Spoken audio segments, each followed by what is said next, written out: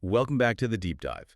Today we're looking at something fundamental, the daily routine. That's right. We've got this interesting source and excerpt from a language learning podcast, actually. It lays out a very straightforward daily schedule. Yeah, Everyday English, Episode 1, My Daily Routine.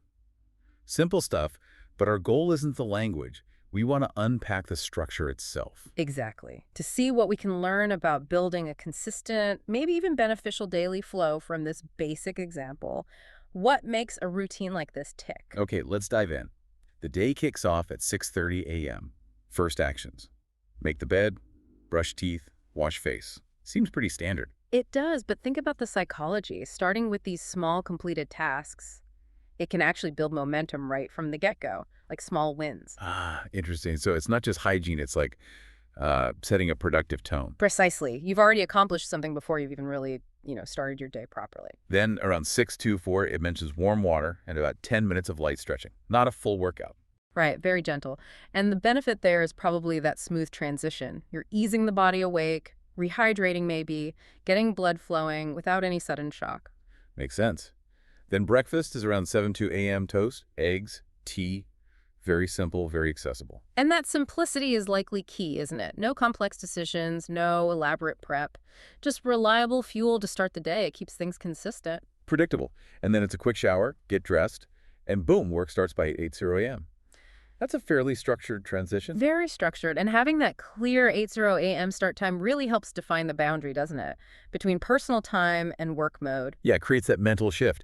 So during the workday itself, the script mentions typical things, emails, meetings, tasks, but also a specific break. Around 11:00 a.m. A short coffee break just for relaxation. Is a short pause like that really that impactful? Oh, absolutely. Even brief mental breaks are vital. Stepping away helps refresh your focus, prevents that sort of mid-morning slump, and can genuinely boost concentration when you get back to it. Okay. Lunch follows at 1:00 p.m. Rice, vegetables, sometimes meat or fish. Balanced. Yeah, the focus seems to be on providing steady energy for the afternoon, avoiding that post-lunch crash with a reasonably balanced meal. And work wraps up around 5:00 p.m. Again, a defined end. Super important that. Having a clear stopping point is crucial for, well, work-life balance, preventing burnout. Right. It signals that it's time to switch off from work. Then comes the evening. There's a deliberate mention of a walk or some exercise. Right, and that serves as a great transition. It's physical activity to de-stress, clear the head after work, but also marks that shift into personal time. A buffer between work and home life. Exactly. Dinner is around 7:30 p.m., often with family. So the social component built in. Yeah, that regular shared meal provides that connection time, which is, really important for well-being and just maintaining relationships. And after dinner, some relaxation, reading or watching a show, just winding down. Leading into the final routine around 10:00 p.m., brushing teeth, washing face again, bookending the day. It's like signaling to your body, right?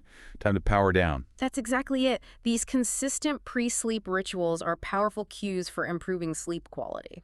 So looking at the whole picture, what are the main takeaways here? Well, I think the predictability stands out, the structure. There's a clear rhythm. And a balance, too. Yeah. Between work, personal care, activity, relaxation, social time. Definitely. And maybe most importantly, it's all built on simple, achievable actions. Nothing extreme. It feels sustainable.